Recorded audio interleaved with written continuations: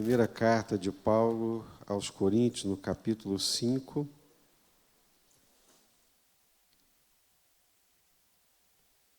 Nós temos estudado essa carta tanto aqui na igreja quanto nos pequenos grupos. Essa igreja deu muito trabalho. Esses corintianos não são fáceis, né? Eu acho que devem ser flamenguistas que vai ficar melhor, não, Arnaldo? Corintiano não é brincadeira.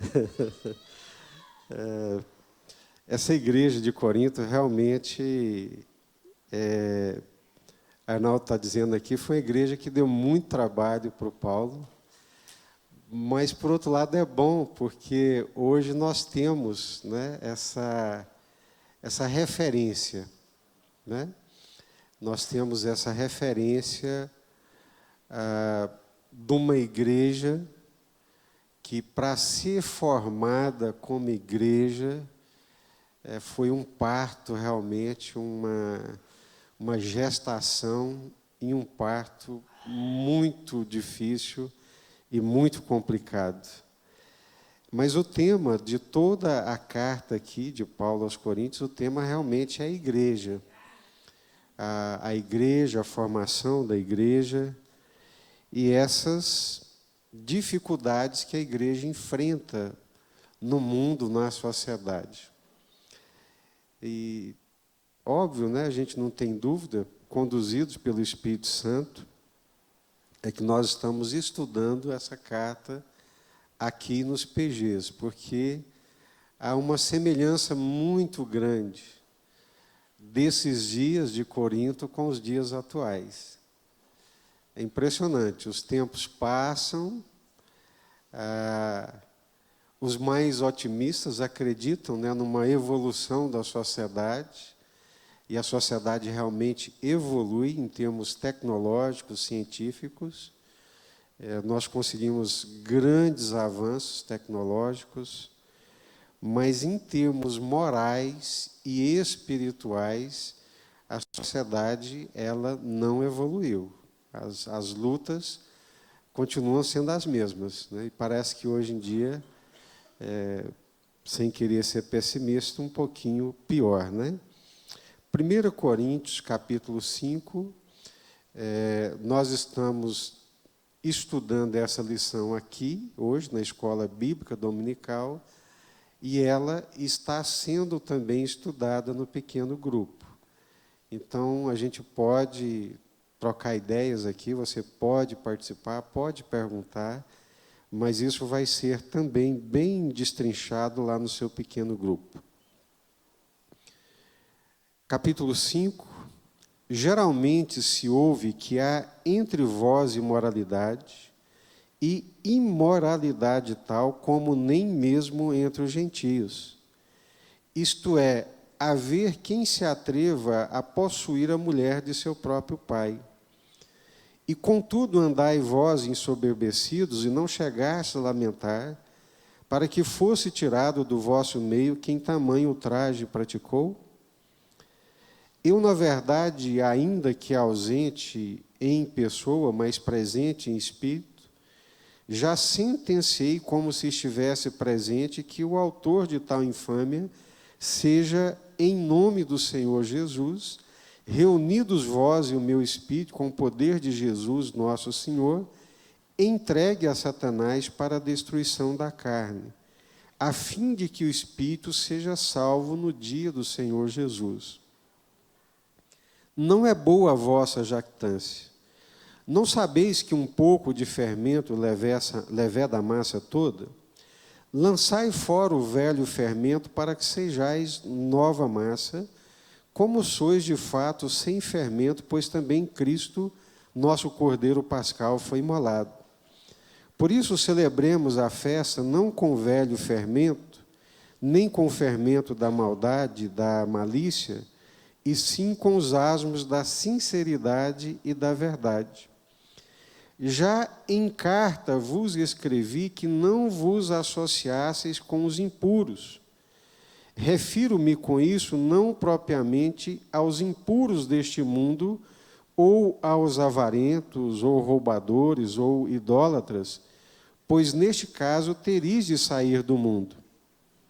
Mas agora vos escrevo que não vos associeis com alguém que, dizendo-se irmão, for impuro, ou avarento, ou idólatra, ou maldizente, ou beberrão, ou roubador. Com esse tal, nem ainda comais. Pois com que direito haveria eu de julgar os de fora? Não julgai vós os de dentro? Os de fora, porém, Deus os julgará. Expulsai, pois, dentre vós o malfeitor.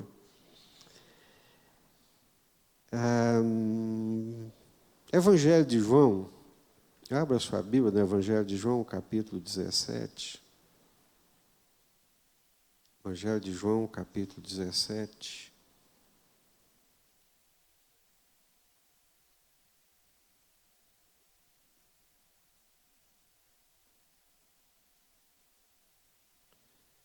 Evangelho de João, capítulo 17, a partir do versículo 13.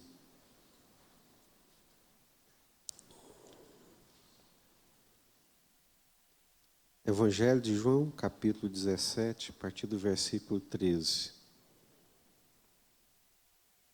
É o que nós chamamos da oração sacerdotal, a última oração de Jesus pelos seus discípulos. Versículo 13, encontraram? Mas agora vou para junto de ti, e isto falo no mundo para que eles tenham o meu gozo completo em si mesmos. Eu lhes tenho dado a tua palavra, e o mundo os odiou, porque eles não são do mundo, como também eu não sou. Não peço que os tires do mundo, e sim que os guardes do mal. Eles não são do mundo, como também eu não sou.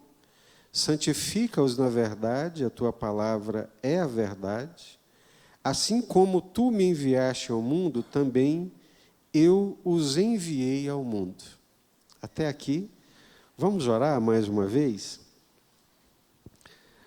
Vamos orar pedindo graça para Deus, porque as coisas espirituais elas só podem ser entendidas com a ajuda do Espírito Santo. Senhor, necessitamos desesperadamente de uma ação sobrenatural do Senhor na nossa mente.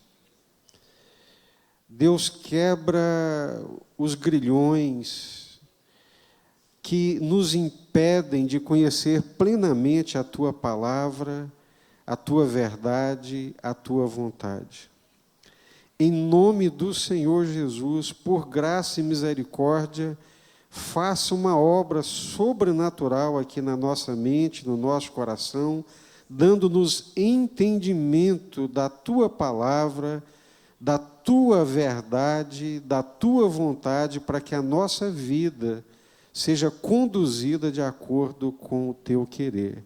É o nosso clamor em nome do Senhor Jesus, Pai.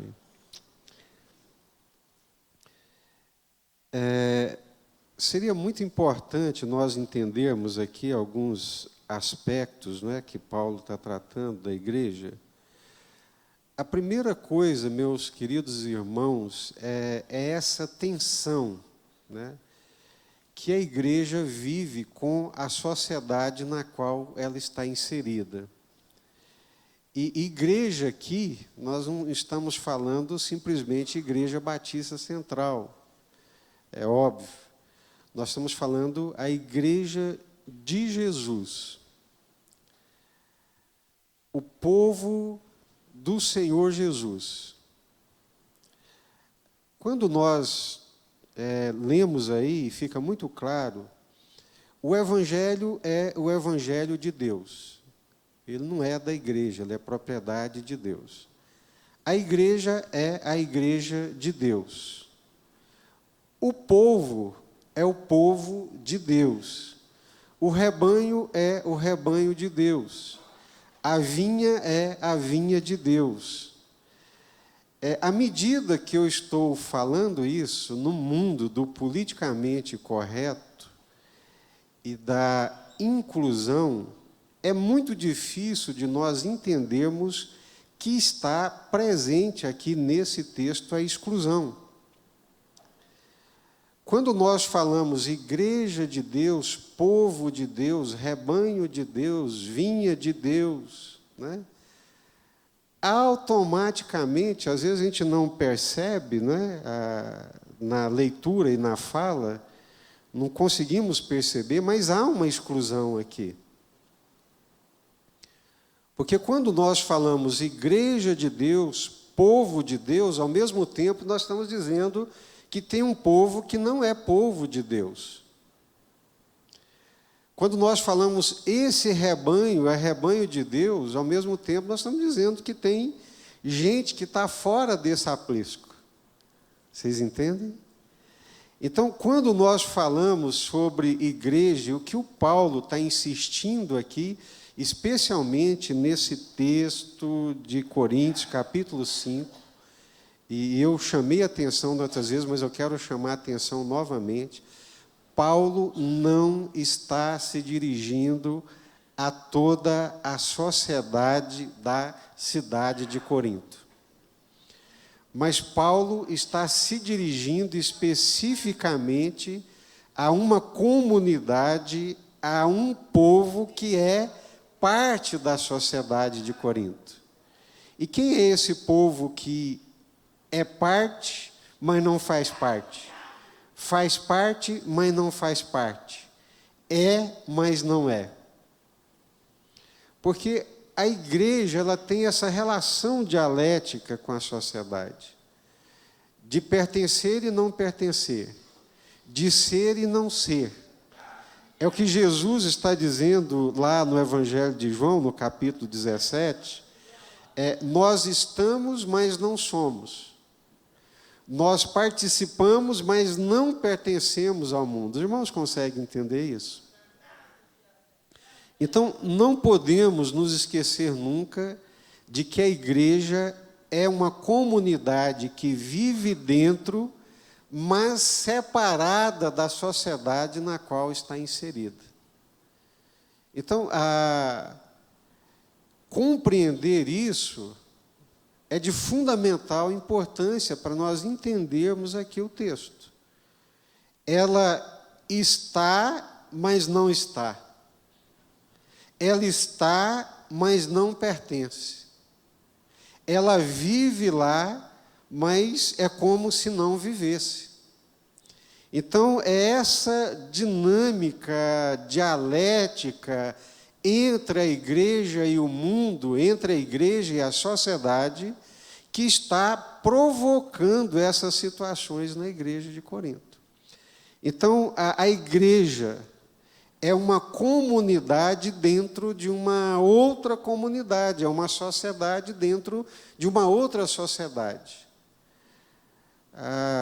O Gruden, no seu livro, ele vai dizer assim, com uma clareza muito grande, que a igreja ela é uma intersecção, porque ela vive ao mesmo tempo no reino de Deus e no reino do mundo. Ao mesmo tempo que nós somos reino de Deus, nós também estamos no reino do mundo. E vivemos as pressões e as tensões desses dois reinos. Então, tem hora que o reino de Deus ele está mais presente, nós estamos mais ligados ao reino de Deus. Esse é o ideal. Deveríamos sempre estar conectados, ligados, completamente dominados pelo reino de Deus. Mas, em outros momentos, a igreja ela se aproxima do reino do mundo. Por quê? Por causa dessa dialética. Nós vivemos aí nessa sociedade. Vou repetir. A igreja é uma comunidade que vive dentro, mas separada da sociedade na qual ela está inserida. Então, a igreja de Jesus está em Anápolis, mas ela não é Anápolis. Tá certo? Sim, Cida. Aham.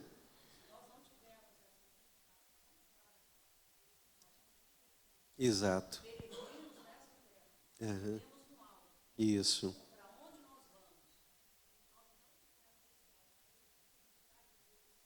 vai nos consumir, vai nos pegar, né? Então, como essa relação, ela é uma relação conflituosa, tensa, dialética, ao longo da história da igreja no mundo, na terra, o que aconteceu? Teve alguns momentos que a igreja resolveu sair do mundo. Lá por volta do século II, III, IV, o mundo, né, século IV, V, o mundo foi invadindo a igreja, e a igreja foi ficando igual ao mundo, e a diferença foi acabando. Todo mundo era igreja, e a igreja era todo mundo. Anápolis era a igreja era Anápolis, a igreja era Brasil, o Brasil era a igreja. Ou seja, a cultura e a igreja se fundiram. Aí alguns resolveram, não dá para viver desse modo. E saíram para viver no deserto. Saíram para viver no deserto, saíram para viver no mosteiro, isolados e separados do mundo. Mas aí, lendo a biografia de Benedito de Núrcia, o criador da ordem dos beneditinos, né? Ele dizia que, por mais que ele se isolasse numa vida monástica, ele carregava consigo os seus desejos, as suas paixões, os seus pecados. E que, por mais que ele espancasse o corpo, né, em termos de sacrifício e penitência, aqueles desejos não saíam de dentro do seu coração. Será que seria a solução para nós viver numa comunidade alternativa? Como viveram os nossos pais anabatistas? Os anabatistas, eles viviam em comunidades alternativas, eles se separaram completamente do mundo. O governo, eram os anciãos da igreja. A propriedade, ela era comunitária. Vocês já viram aí na televisão os Amish, né? Aquele grupo lá dos Estados Unidos, que vivem em comunidades alternativas. O que vocês acham? Será que seria uma solução? Não?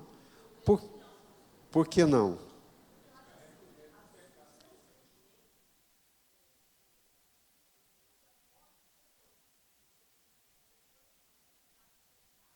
Aham.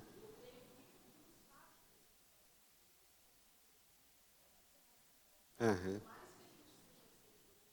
Isso.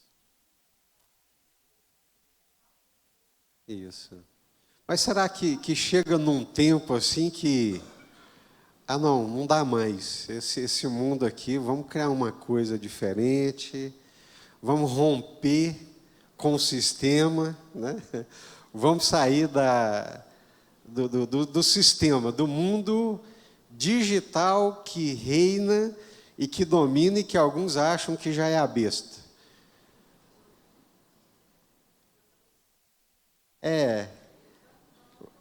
Exato. Vamos separar.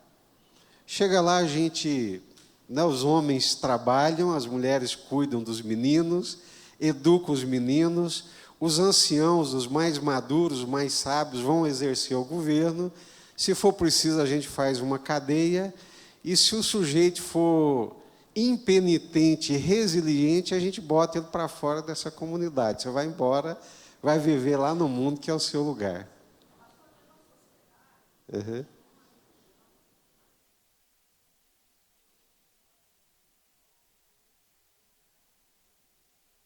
Uhum. Isso.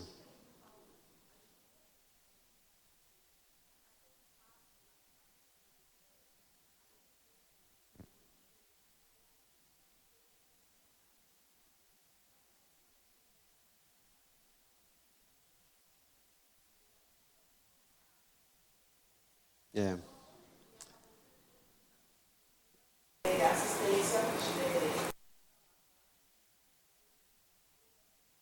Uhum. Isso. Mas eu estou colocando aqui só para vocês entenderem a tensão. Que existe uma tensão, que existe um movimento dialético de abraçar e de rejeitar. Jesus disse, olha, o mundo me odiou, porque eu não sou do mundo. E assim como o mundo me odiou, o mundo também vai odiá-los. Sim, Jadas.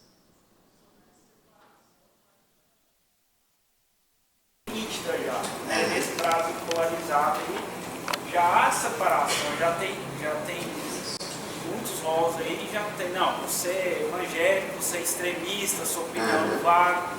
Então, só de ser evangélico, muitas vezes, você já é diminuído no seu intelecto. Então, por mais que, às vezes, a gente quer ser aceito em muitos lugares, por ser evangélico, você não é aceito. Então, eu acredito que já há separação, até por parte do mundo mesmo. Claro. Então, hoje, século 21, ano 2020, sociedade brasileira, nós vivemos essa tensão. E não é de hoje, essa tensão ela já existe desde há muito tempo. O que é a igreja? É uma comunidade que vive dentro, mas separada da sociedade na qual ela está inserida. Então, o que é a igreja? Ela vive em Anápolis, né? Mas ela, ao mesmo tempo que ela vive, que ela trabalha em Anápolis, que ela participa do comércio de Anápolis, que ela compra, vende, vai no restaurante, vai na escola, ela é separada dessa comunidade.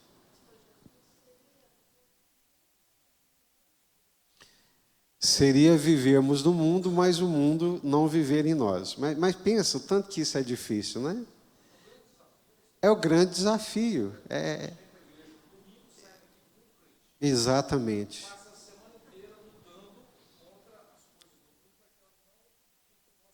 Perfeitamente, Arnaldo. Exatamente. Tem que ser uma vida cristã constante de todos os dias da semana e não apenas no domingo. Etimologicamente, a palavra igreja, ela vem de uma palavra grega, eclesia, que é uma preposição, né, que significa aí para fora, e eclesia, que significa chamados. Então, a igreja, ela é chamada para fora, né? Ela é retirada para fora, ao mesmo tempo que está dentro. Essa, não sei se eu poderia usar essa palavra, mas essa é a dificuldade de entender, porque é dialético, é uma relação de aceitação e negação. Ao mesmo tempo que você aceita, você nega, ao mesmo tempo que você nega, você aceita.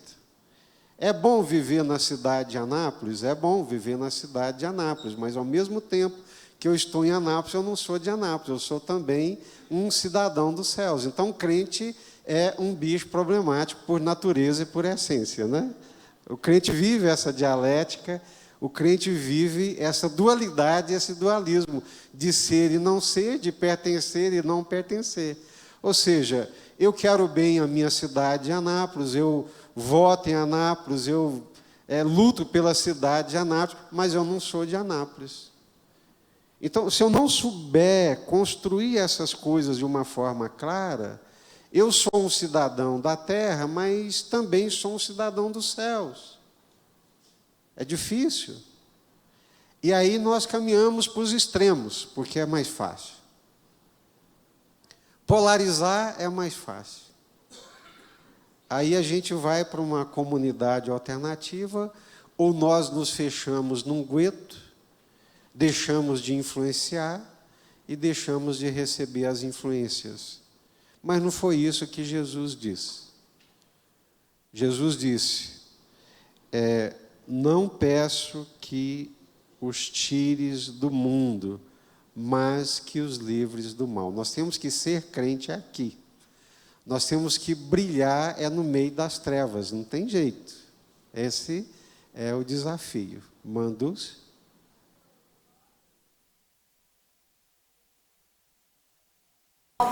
Em estar e não fazer parte. E se contamina e se engana, porque vai se perder. Isso, Jesus fala claro, não conformeis, vocês não são. Esse é o desafio, realmente, né? Agora, eu como pastor, a minha preocupação nos dias atuais, né, hoje, no dia de hoje, né, esse domingo, dia 9 de 2020, é a grande aproximação que nós estamos tendo da cultura, assimilando e absorvendo os valores da cultura.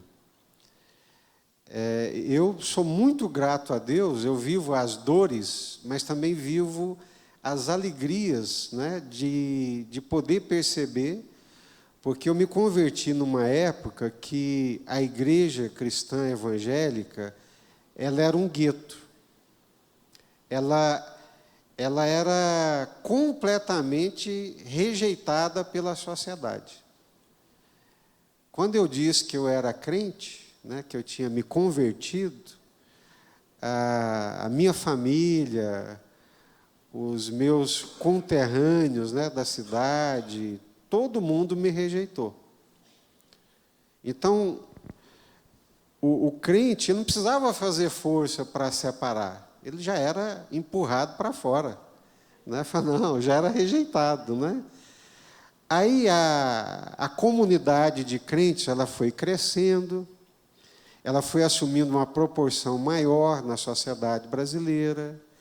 Aí nós elegemos um deputado, nós elegemos um prefeito, aí nós já passamos a ter grandes empresários, e nós fomos penetrando no tecido social, e a sociedade começou a achar que a gente não era tão burro, tão ignorante, e nós, então, começamos um flerte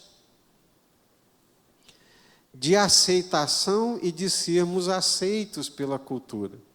Nós queremos ser aceitos.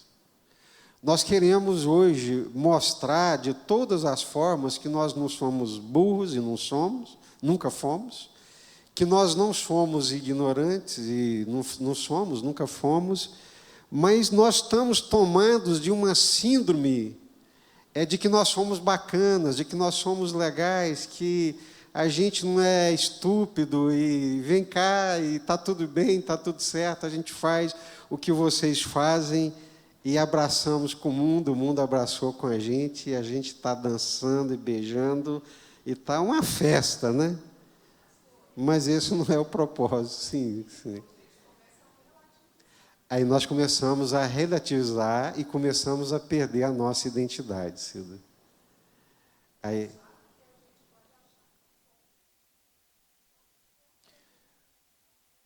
Perfeitamente. Como a tensão ela é dolorosa, né? Como essa tensão ela é dolorosa, a tensão de não ser aceito, a tensão de ser rejeitado, ela é dolorosa. Nós então começamos a buscar um ponto de convergência quando não há esse ponto de convergência.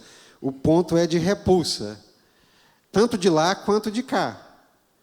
O ponto é de repulsa e deveria ser de que eles não nos aceitam e nós também não nos aceitamos, nos seus valores, obviamente, e não no aspecto pessoal.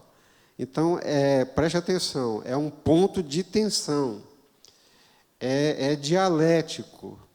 Não tem como nós, para sermos cristãos, mantermos a nossa identidade de povo de Deus, de igreja de Deus, e convivermos passivamente e pacificamente com alguns comportamentos. Não tem como, gente.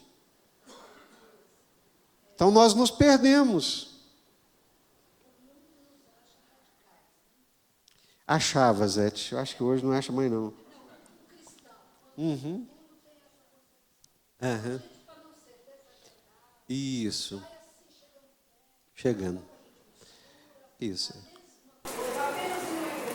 Sim, porque você quer achar um ponto de... Você quer eliminar a tensão. É engraçado que as pessoas se convertem, não é pelo ponto de convergência. Elas se convertem exatamente pela tensão. É quando elas percebem que há uma diferença.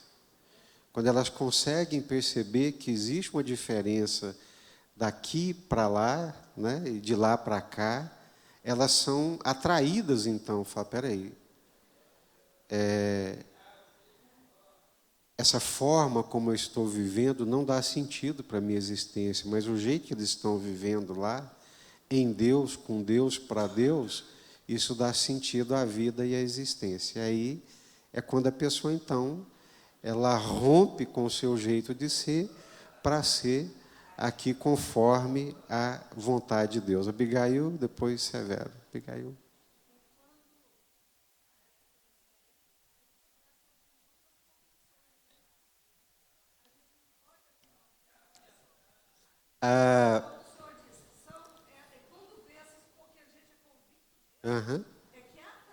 Exato.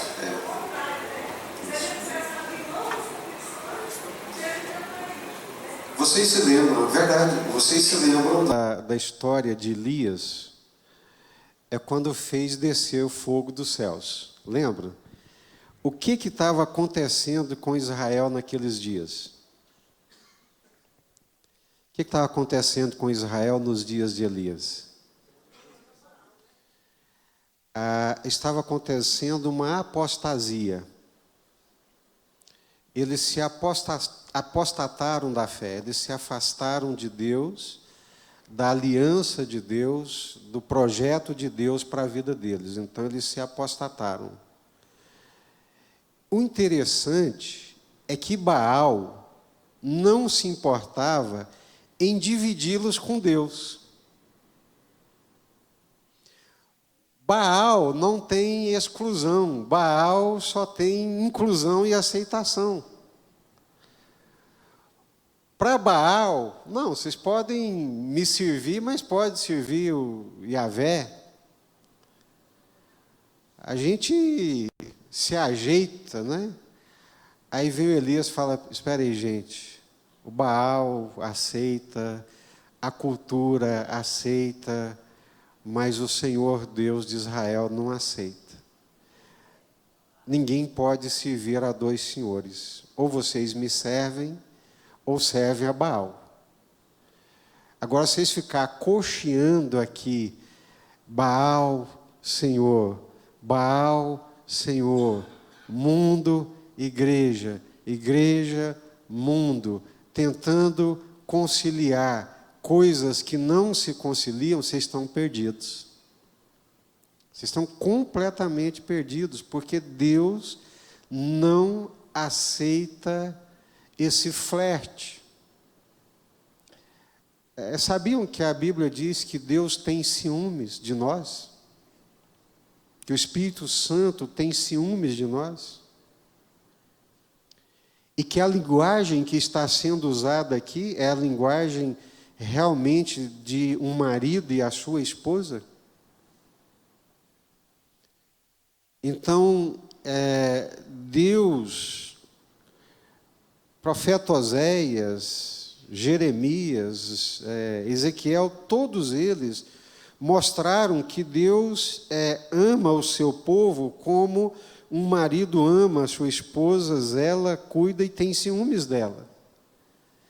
Então, não existe esse ponto de convergência. A tensão, ela está aí, ela é presente, né? Tá? Severo? Por favor.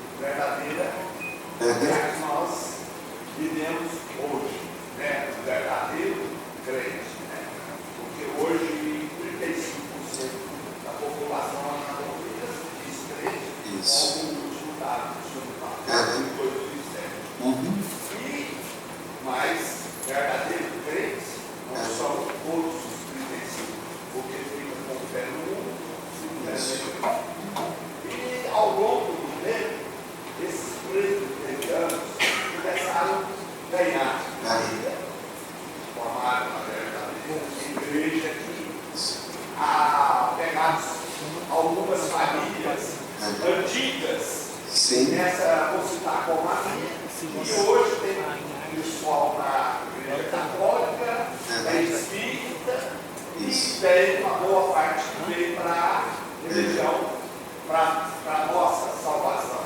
Isso. E com isso, o passar dos anos, foi se crescendo, buscando a igreja em si, foi ganhando vidas aqui dentro de Anápolis, e nós fomos crescendo.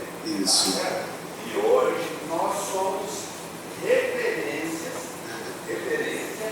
aqui no Brasil. O senhor esteve há pouco tempo na Europa, e lá tem alguns lugares que o senhor andou, o povo Cristo, e ideias, igrejas e coisas que levavam a palavra de Deus, e hoje são alugadas no barco, porque a concorrência do inimigo está presente até hoje. Isso. A ideia, você me trouxe outro dado que gera mais complexidade, né? É a questão do aparente.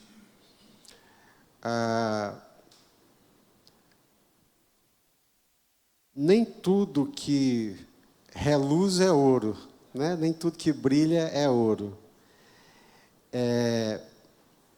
A igreja, também nessa dialética, ao mesmo tempo que ela é visível, ela é invisível. Na verdade, a verdadeira igreja ela é invisível. Então, eu não posso dizer que a Igreja Batista Central de Anápolis é a totalidade da Igreja de Deus. Nem posso dizer que a presbiteriana é, e nem posso dizer que a católica não é. Porque o reino de Deus é maior do que a igreja, e a parte visível, que é material e tangível, não define a parte espiritual. Então, mas aí vem, o firme fundamento de Deus continua tendo esse selo. Aqueles que professam o nome do Senhor, que apartem-se de toda injustiça. Então, Deus conhece os seus. Está certo? A placa, a referência denominacional, ao mesmo tempo que ela ajuda, ela dificulta também, né? Então, o que nós estamos querendo dizer é que na cidade de Anápolis, né, existe um povo que é o povo de Deus, separado por Deus, alcançado pela graça de Deus, tocado pelo Espírito Santo de Deus. Amém? A princípio é isso, né? E que esse povo de Deus, que vive nessa sociedade, né? Alguns comportamentos que são comuns aí na sociedade, que o pessoal julga como normal, é do cotidiano, não são aceitos por Deus. Existem comportamentos, atitudes comuns à sociedade que não têm a aprovação de Deus, não têm a aceitação de Deus. É isso que Paulo está dizendo. Por exemplo,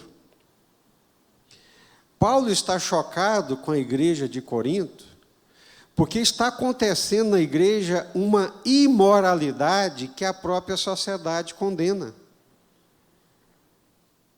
Ele está tão... quando eu soube do fato, ele arrepiou do solado do pé até as pontas do cabelo. Eu falei, pelo amor de Deus, gente, vocês não estão entendendo nada, vocês são igreja de Deus e está tendo aí um comportamento entre vocês que até o próprio mundo, a sociedade, as pessoas que não conhecem Deus, condenam esse tipo de comportamento. E vocês ainda são arrogantes. Então, vamos começar por aí. A imoralidade sexual. Paulo está dizendo, descrever alguém que é sexualmente imoral como sendo um irmão é uma contradição. aquele sujeito libidinoso, aquele olhar libidinoso, né? Aquele sujeito, na linguagem de hoje, pegador, que não perdoa nada nem ninguém, chamar um sujeito desse de irmão em Cristo, tocado pela graça de Deus, regenerado pelo Espírito Santo, é uma ofensa a Deus e à igreja. É isso que Paulo está dizendo. Então, a imoralidade sexual, né? A porneia, a impureza, alguém que se diz irmão, mas vive uma vida de impureza sexual, ou uma sexualidade vivida de modo incompatível com os ensinamentos da Bíblia Sagrada, isso não é irmão, nunca foi. Quem sabe um dia será, mas hoje não é. E a igreja vai lhe prestar um grande favor dizendo que ele não é irmão, dando-lhe a chance de se arrepender e de se converter dos seus maus caminhos. Então, é isso que Paulo está dizendo. E aqui nós já começamos a nossa lição 11, né, de 1 Coríntios, comportamentos inadequados para o cristão, incompatíveis com a vida cristã. E começa aí pela impureza. Paulo, aqui a partir do versículo 9, já em carta vos escrevi que não vos associasseis com os impuros. Refiro-me com isso não propriamente aos impuros deste mundo, ou aos avarentos, roubadores, idólatras, pois nesse caso terias que sair do mundo, né? Então, preste atenção, é duro, mas tem que ser, e é assim mesmo, né? Descrever alguém que é sexualmente imoral como sendo um irmão é uma contradição. É uma contradição, meus queridos irmãos.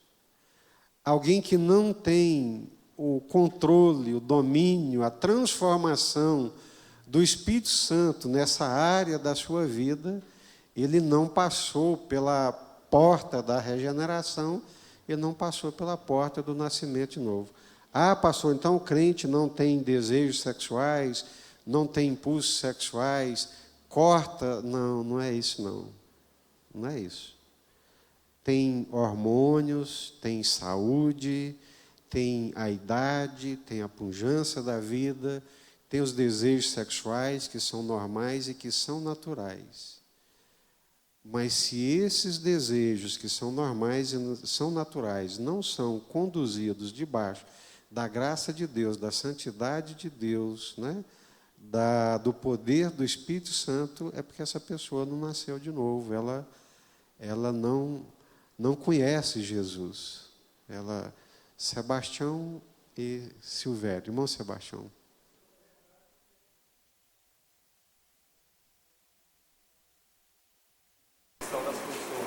Mas não é somente isso. Hoje, na vida vivenciada, é muito comum no nosso meio a questão do caráter, da honestidade que a gente vê em muitas situações. É o passo seguinte aqui da nossa lição, né? Não obstante, Paulo quer que os coríntios saibam que a imoralidade sexual não é o único pecado que a comunidade cristã condena.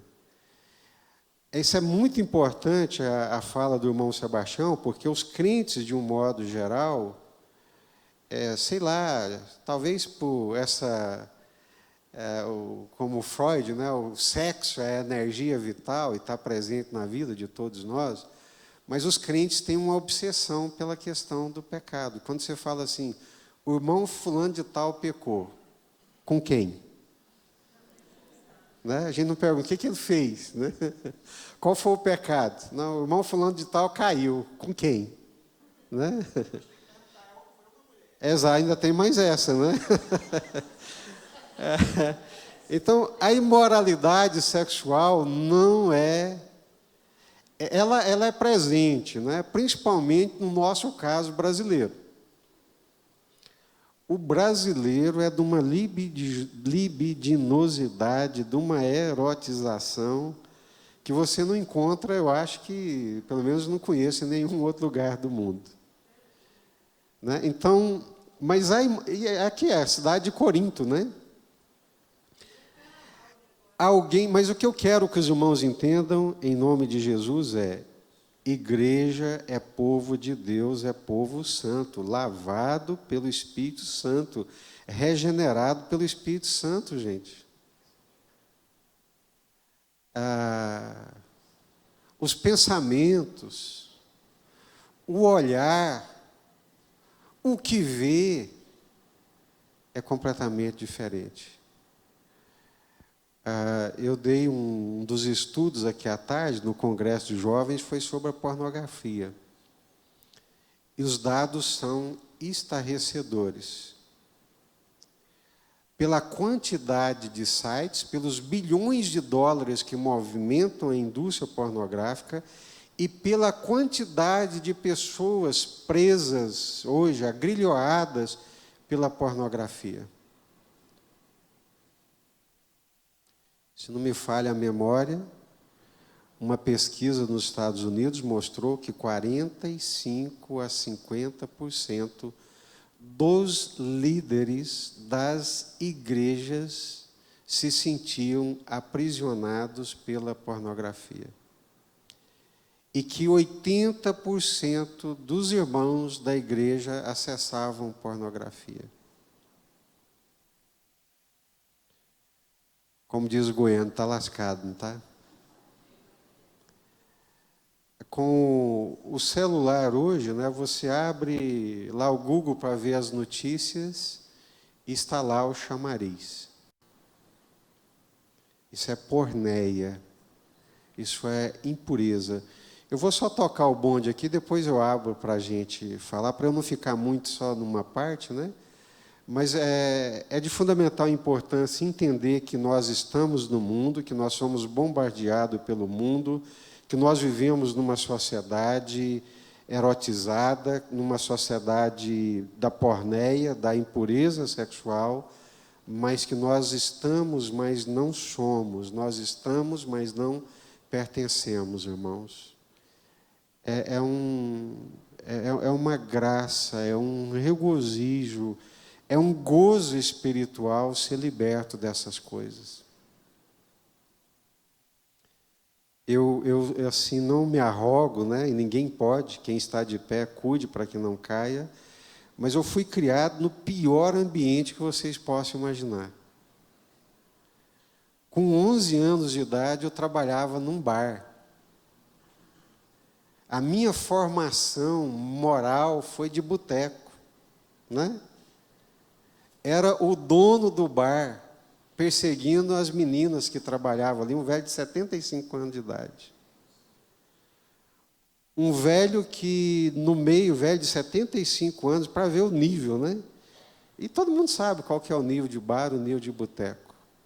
Eu curioso, né, formando então imagine como essas coisas entraram no meu coração, na minha mente.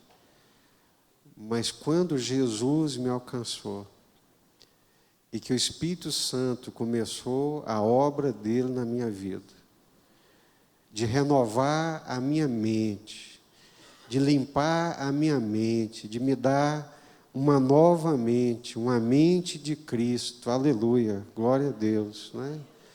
Uma mente pura, uma mente santa, uma mente que pensa segundo Deus pensa, glória a Deus, aleluia.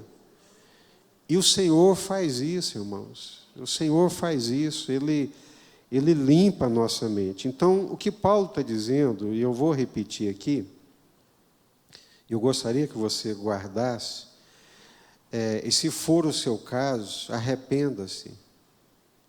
Arrependa-se, tem tempo, tem hora, Deus ainda pode mudar a sua vida, né? Pode te transformar e pode te puxar para dentro dessa comunidade. Dizer que alguém que é sexualmente imoral é nosso irmão é uma contradição. Esses dois conceitos são mutuamente exclusivos. Eles se excluem. Mas Paulo qualifica a sua declaração dizendo que o homem imoral se dizia um irmão. Contudo, essa pessoa, por causa de seu pecado, não pode pertencer à comunidade cristã, porque ela já é excluída do reino de Deus. Suas ações contradizem tudo o que a igreja ensina. Se ela permanecer dentro da comunhão cristã, a igreja não poderá mais ser chamada de cristã. Mas vamos passar para frente, né? Foi explícito. Boa pergunta. O Arnaldo está dizendo que aqui foi explícito, né? Os próprios irmãos descobriram, sabiam, né? E Paulo não estava lá, Paulo estava em Éfeso, né? E alguém da igreja foi lá e, conversando, dando um relato da situação, contou para o Paulo: ó, Paulo, tem lá, está feio. Está feio porque o irmão fulano de tal, ele está dormindo com a madrasta dele, a mulher do pai dele. Que a gente não sabia se o pai ainda estava vivo, ainda podia ser esse caso, do pai estar vivo e ele dormindo com a madrasta. Aí Paulo, então, aproveita para puxar, né, que a imoralidade não é só essa coisa tão grave. A imoralidade ou a impureza aqui, que é a porneia, ela é a fornicação, ela é a prostituição, ela é o adultério, ela é desejos lascivos, tudo isso é impureza, né?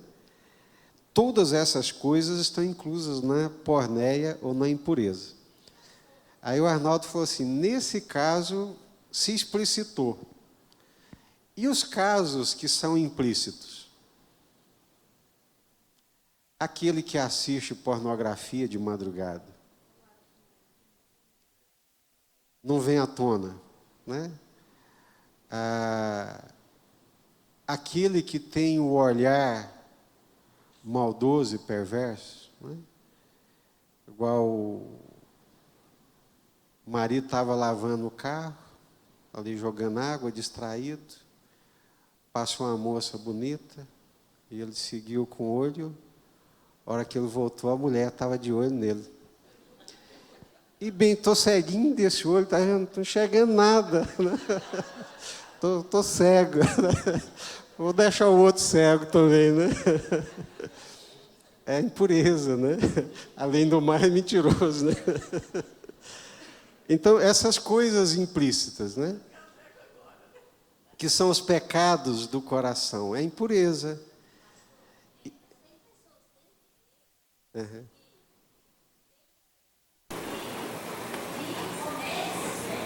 Sim.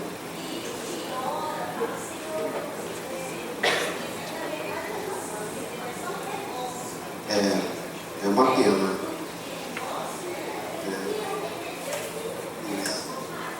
Exato. Então, quando a gente fala na impureza, ela é muito mais abrangente, né? Ela é muito mais abrangente. E às vezes nós nos arrepiamos com os grotescos, mas tem os sutis do coração, né? Jesus diz que todo aquele que olhar para uma mulher com intenção impura no coração, o que aconteceu? Já pecou, já cometeu adultério. Silvério tinha levantado a mão. E depois eu dou a palavra para ele. Pode falar.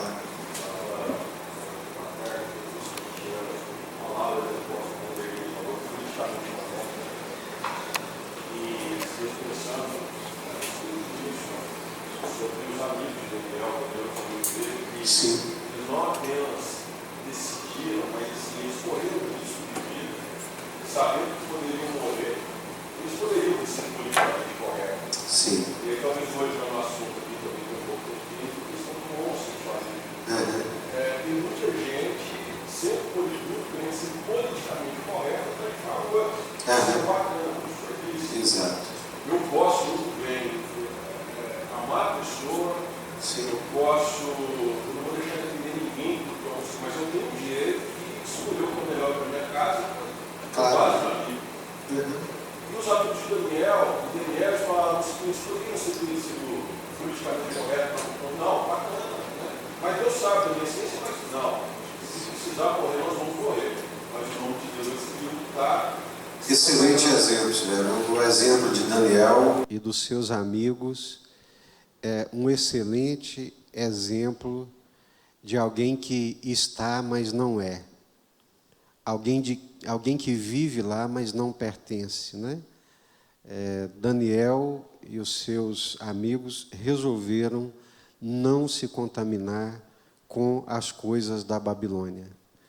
E quando tiveram que provar a sua fé, curvando diante daquele ídolo, que alguns imaginam que seja uma estátua do próprio Nabucodonosor, eles se negaram a fazer isso, mesmo com risco da própria vida. Propósito de coração. Exato. Propôs no coração. Propôs no coração, ou seja, nasce aqui, né? Reilan? Sim? Aham.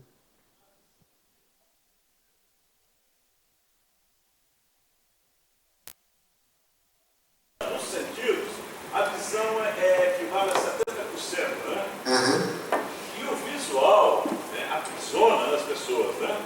Sim. O salmista tem Davi diz assim: não porei coisas más diante dos meus olhos. Eu sei que policiava o olhar dele, né? Sim. E até vacilou, né? Numa hora lá não policiou, como ele devia, vacilou, né? Uhum.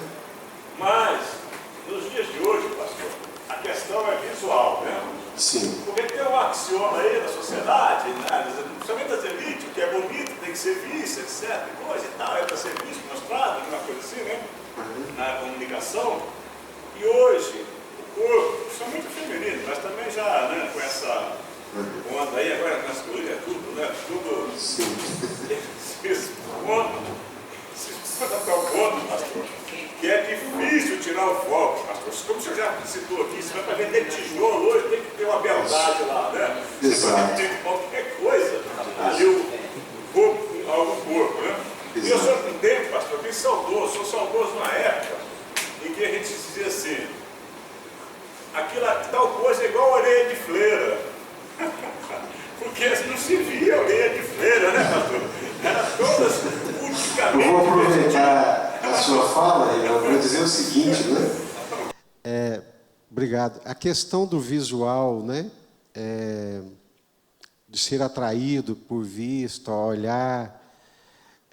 Nessas pesquisas que eu estava fazendo, a partir do século 21, anos 2000 para cá, cerca de 45% das mulheres hoje também acessam pornografia. Tem muitos meninos que estão tomando o caminho do homossexualismo por causa da pornografia. Tem muitas mulheres que estão tomando outros rumos, deixando as suas casas, seus lares, por causa da pornografia, porque as mulheres hoje também. Então, esse axioma, né, esse paradigma que é só homem que é atraído por vista, não, as mulheres também, muitas, é uma proporção enorme e crescente, né? É a porneia. Mas, como lembrou o irmão Sebastião, e é muito importante isso para a gente não ser iludido. Nós temos lá no Congresso a nossa bancada evangélica, né? Nós temos a bancada, o BBB, né? A bancada da bala, da Bíblia e do boi. Então, da BBB tem a bancada da Bíblia, a bancada evangélica, né? A bancada evangélica, né, nas suas defesas, é relativa única e exclusivamente às questões sexuais. Então, que é importante, né? Graças a Deus que tem eles lá. Não obstante, Paulo quer que os coríntios saibam que a imoralidade sexual não é o único pecado que a comunidade cristã condena. Ela condena também a avareza, né? Está aí na sua Bíblia, versículos 10 e 11. Refiro-me com isso não propriamente aos impuros desse mundo, ou aos avarentos, roubadores, idólatras desse mundo. Mas agora vos escrevo que não vos associeis com alguém que, dizendo-se irmão, for impuro, porneia, impureza sexual, ou avarento, né? Palavra avareza, ganância, o desejo de ajuntar cada vez mais, nunca se satisfazendo com o que já se tem. Ganância é o descontentamento. Ganância é não contentar-se com o que tem recebido. Então, a palavra aqui, avareza, né, apego, ganância, desejo de querer mais, também é um pecado. A avareza é um pecado.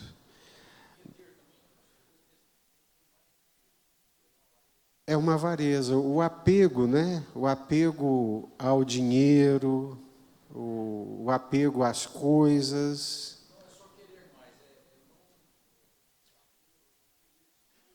Não ter um coração liberal, né? É um apego. Exato. A ganância ou a avareza, ela também é idolatria. Não é? Por que que ela é idolatria? A avareza é idolatria, a ganância é a idolatria. Exatamente. Porque ama e devota-se mais ao dinheiro do que ao próprio Deus. É uma devoção, é uma relação religiosa com o dinheiro, com as coisas, com os bens materiais.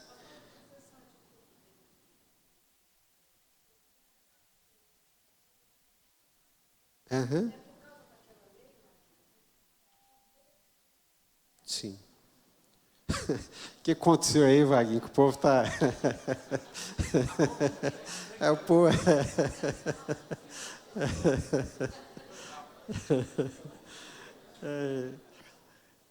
ganância e idolatria andam juntas. Por isso que lá junto aí com... Quais são os pecados que está dizendo aí? Quais são? Vamos pela ordem. Impuro,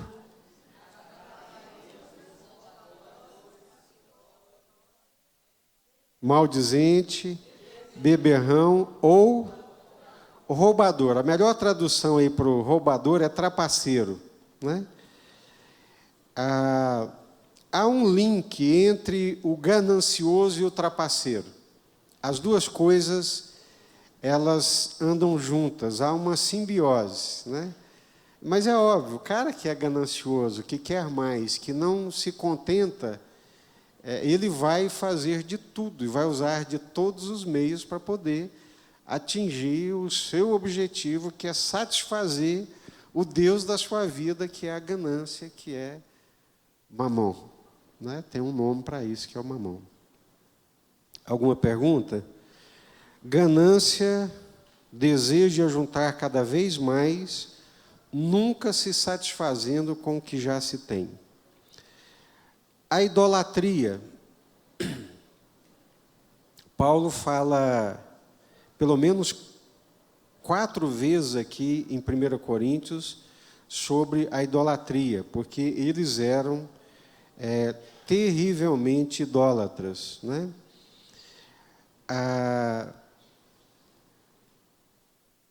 Pode um crente ser idólatra? Pastor, não temos ídolos aqui.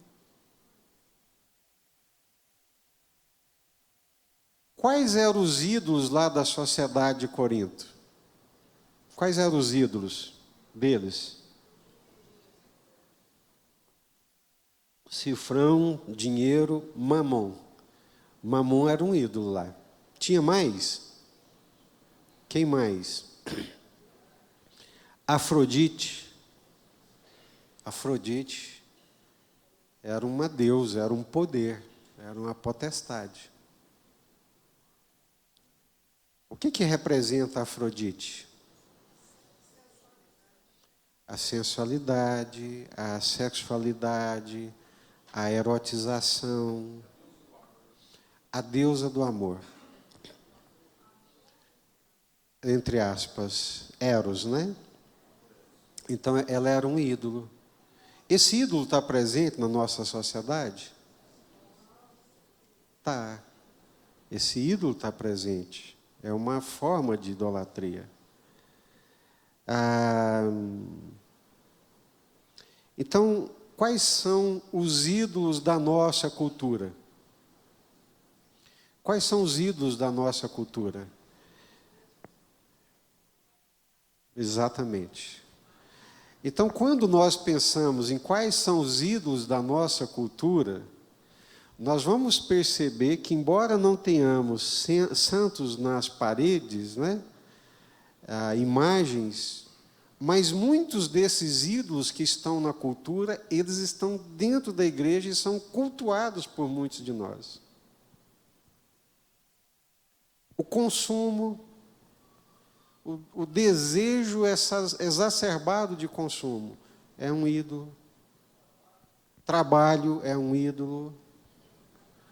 Afrodite é um ídolo. Não significa necessariamente que sejam entidades, demônios, seres, não. Mas são poderes, são domínios.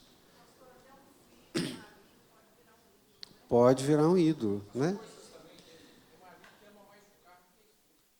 Tem marido que faz do carro o seu ídolo, né? O celular é um ídolo, né? Então, não é só a porneia, é a avareza, a idolatria. Mamon, Afrodite, a ostentação, o fisiculturismo, o culto ao corpo, o desejo do corpo perfeito, né? Aí vira uma escravidão. As mulheres sofrem com esse. As mulheres sofrem com esse ídolo, né, do fisiculturismo. Os homens também, né? Tem homem também que são verdadeiros idólatras, né? Depressão, né?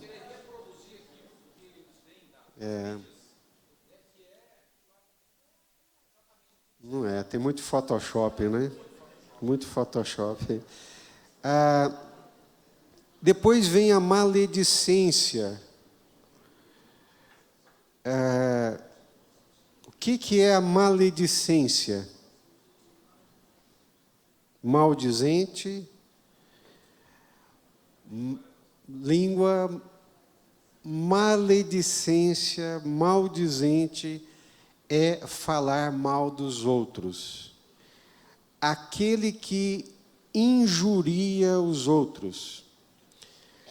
Preste atenção nisso aqui. Segundo John Stott, o vocábulo grego tem o significado particular de injuriar os que estão na liderança, o desrespeito por aqueles que receberam a responsabilidade de cuidar dos outros.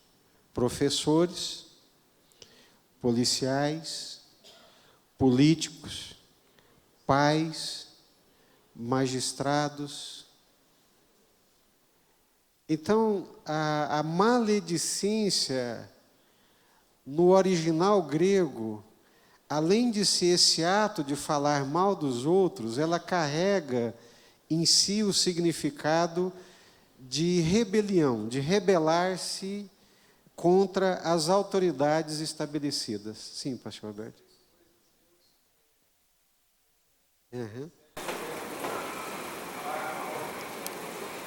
aquele que maldiz, que fala mal, né?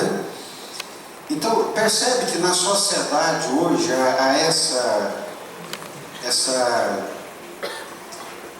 reclama-se, fala-se mal das autoridades o tempo inteiro. Não é que nós vamos ser boizinho de presépio, né? Não é isso. Não vamos ter um pensamento crítico, uma capacidade analítica. Mas essa compulsão, sabe, de não respeitar a autoridade. Ensina os meninos a não respeitar os professores. Não estamos falando naquele tempo de que o professor podia bater nos meninos. Não, não é isso. Mas a questão de respeito, né? Eles não têm domínio. Os pais fica muito fora, aí fica querendo só conduzir os filhos. É feio, é não sei o quê, não tem disciplina. A maledicência, então, ela carrega esse aspecto da rebelião. É falar mal das autoridades. Tá tudo junto, né? Um descontentamento, um queixume, um sentido de não satisfação, de rebelião. É isso que está presente. Leandrinho?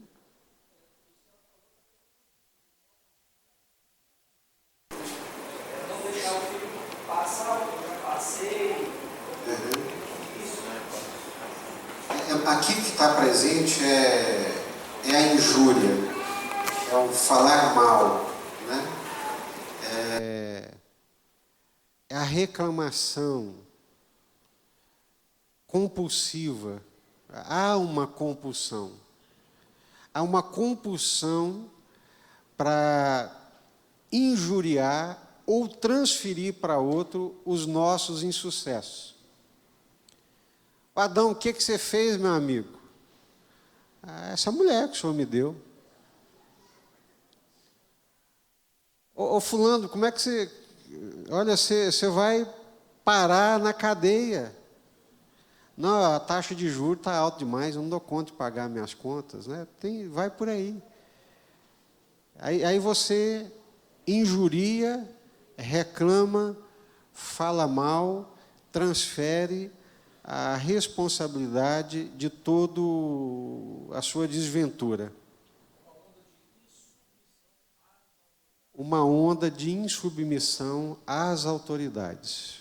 É um espírito, né, que está na sociedade, mas que não pode estar...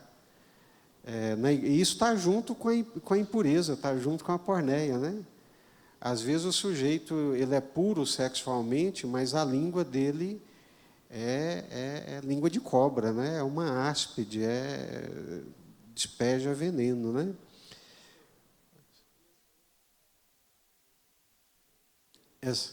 Uhum. Sim.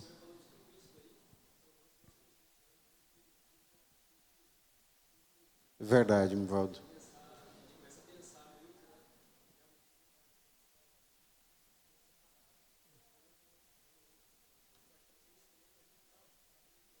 Exatamente, isso. Muito boa. Mivaldo está falando que, às vezes, nós pensamos só nos extremos, no cara que dorme com a madrasta, mas não pensamos na maledicência como sendo uma forma também que nos desclassifica como povo separado de Deus, né? Esse espírito é muito presente, basta a gente ler a Bíblia, né? O Moisés com o povo de Israel no deserto, né? Então, o queixume, a maledicência, a reclamação era uma constante, né? E nós devemos... Próprios irmãos, Miriam e Arão. E Moisés era uma autoridade, né? Depois disso, da maledicência, o que vem? Beberrão. Mas será que crente enquadra nisso? Os corintianos, flamenguista, fluminense, não, mas corintiano, Botafoguense também não, né, Fernando? Beberrão.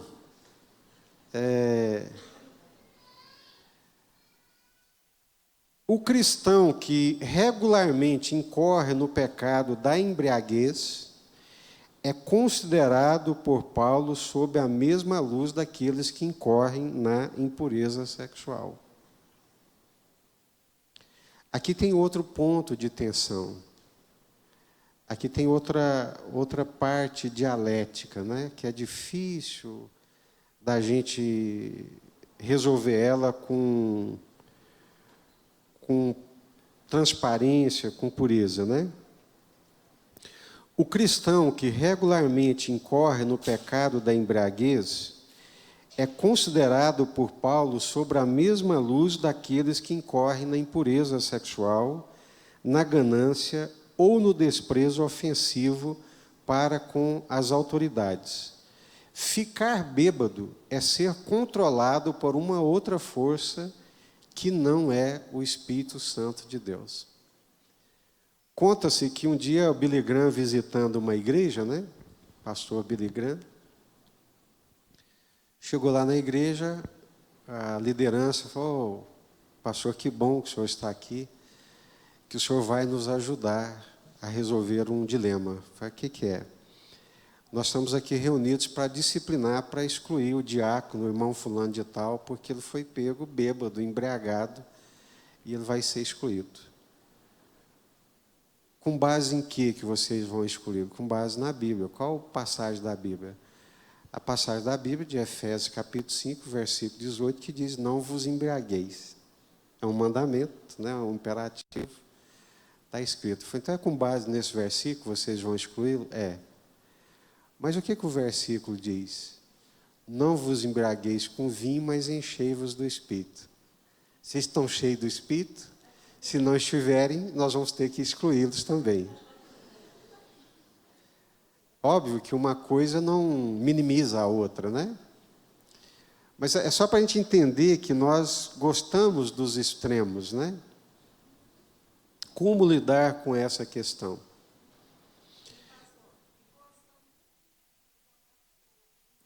Exato. Isso. Preste atenção nisso aqui que é importante. Com respeito ao consumo de vinho, nem o Antigo Testamento, nem o Novo Testamento, em parte alguma, prescreve uma abstinência total. Somente aqueles que eram constrangidos pelo voto nazireu e alguns outros que receberam a ordem de abster-se. Então, com respeito ao vinho, nem o Novo, nem o Antigo Testamento tem uma regra. Os irmãos chegam para mim e perguntam, né? Pastor, pode beber vinho? Quando a pessoa pergunta, né? Eu vou contar o caso para vocês de 2 adolescentes que procuraram o pastor. 2 adolescentes procuraram o pastor e perguntaram: pastor, masturbar é pecado? Pastor, para vocês 2 é. Ah, vai dizer que o senhor nunca fez isso? Adolescente, né? Se eu fiz ou não fiz, eu nunca perguntei para alguém se eu podia ou não podia. Né? Dúvida é pecado. A partir do momento que você tem dúvida, que você pergunta, segundo as Escrituras, você já pecou. Perfeitamente. Desde que não tenha uma regra condenando aquilo que ele está fazendo. Então, tem partes na Bíblia que não tem a regra. Não tendo a regra, aí você é guiado por princípios. Tá certo?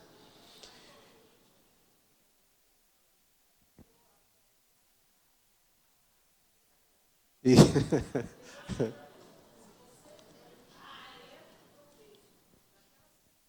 Isso. Não, aí, Aura, não tem nem discussão. Tem regra. Embriagou, pecou. Então, aí não tem nem discussão. Fala, não, pastor, eu tomo só isso aqui, ó. Mas ficou embriagado? Esquece, meu amigo. Pronto. Isso. Então, preste atenção. É muito difícil você falar a verdade. É mais fácil você ir para os extremos politicamente correto, que agrada a todo mundo, né? Mas eu não posso ser desonesto com vocês. Não existe nenhuma regra, nenhuma lei, nem no Antigo ou no Novo Testamento que proíba ou que exija a abstinência. Não existe nenhum. Mas existem inúmeras recomendações para que não se entre por esse caminho. Provérbios fala inúmeras vezes, meu filho, olha, cuidado com o vinho. Lemuel, o príncipe não pode, não deve, para que beber? Você vai consumir as suas energias, queimar os seus neurônios, fique com a sabedoria. Então, existe uma enormidade de orientações e conselhos, mas não tem uma regra. As Escrituras, no entanto, denunciam o bêbado, o beberrão, que é o que bebe continuamente, e o avisam sobre as consequências espirituais da sua intemperança. Quais são os princípios bíblicos que regem quando não há regra e que estão em 1 Coríntios também? Quais são os princípios? Quem é do direito aqui sabe que o princípio é mais abrangente do que a norma, porque a norma, a regra, ela é sim, sim, não, não. Beberrão tem regra, prostituição tem regra, adultério tem regra, mas a bebida alcoólica não tem regra, a dança não tem regra, o fumo não tem regra. Alguns crentes, principalmente da Europa, fumam. Eu tenho que fechar aqui por causa do tempo. A regra. Quando não tem regra, por exemplo, na nossa cultura cristã, o crente não dança. Aí as meninas chegam para mim e falam, pastor, mas onde é que está escrito na Bíblia que o crente não pode dançar? Não tem, filha. Mas se não tem? Onde é que está escrito na Bíblia que o crente não pode fumar? Não tem. Então nós vamos fumar, todo mundo, está liberado. Veio um pastor lá da Suíça fazer uma série de palestras aqui no Brasil e o pessoal foi esperado no aeroporto. E o pastor não chegava. E foi todo mundo embora e um velhinho lá andando para baixo e para cima com um cachimbo na boca. Ele andava para lá e para cá e eu disse, o que aconteceu? O pastor não veio. Aí chegaram nele, quem é o senhor? Eu sou o pastor fulano de tal. Eles ficaram chocados, ele viu e falou assim, o reino dos céus também é dos não fumantes, viu? Ou seja, também é dos não fumantes, porque dos fumantes né? Uhum. Já estou liberto. Então, essas questões, elas vão precisar mais tempo, a gente vai voltar a elas. Mas quando não tem a regra, vamos lá, gente, é importante fechar. Severo, nós vamos voltar à questão depois, tá bom? Quando não tem a regra, o que regula? Princípios. Quais são os princípios? Todas as coisas me são lícitas, mas não me deixarei dominar por nenhuma delas. Tudo que escraviza, tudo que você acha que tem que fazer para ser feliz, e se não fizer, você não está feliz, rompe um princípio bíblico. Então, O princípio do domínio. Todas as coisas me são lícitas, que mais? Mas nem todas me convêm. Que princípio é esse? Da conveniência. É a conveniência.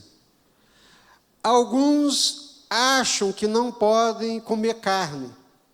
Outros acham que pode comer sem problema nenhum. E aí? Que princípio é esse? Eu acho que eu posso comer, aquilo acha que não pode. Eu acho que eu posso beber, aquilo acha que não pode. Princípio da consciência, né? A minha, não somente a minha, mas a do outro. Às vezes eu não faço pela fraqueza do outro. Paulo fala sobre isso, escandalizar o outro, 1 Coríntios capítulo 10. 1 Coríntios capítulo 10, versículo 35, se não me falha a memória. Quer comais, quer bebais, ou façais outra coisa qualquer, fazei tudo para a glória de Deus. Beber vinho vai glorificar a Deus? Tomar cerveja vai glorificar a Deus? E outra coisa, irmãos, ninguém é senhor do limite. Então, passou do limite, está ficando bêbado. Isso aqui a Bíblia fala sobre o vinho, né? Agora, tem outras bebidas lá que a Bíblia condena veementemente, né? Então, fica aí. A igreja, 4 princípios: domínio, conveniência, consciência, glória de Deus. Fazei tudo para a glória de Deus. Fazei tudo para a glória de Deus. Qualquer coisa que eu for fazer, eu deveria perguntar: isso vai glorificar a Deus? Vai edificar meu irmão? Isso edifica? Vamos orar?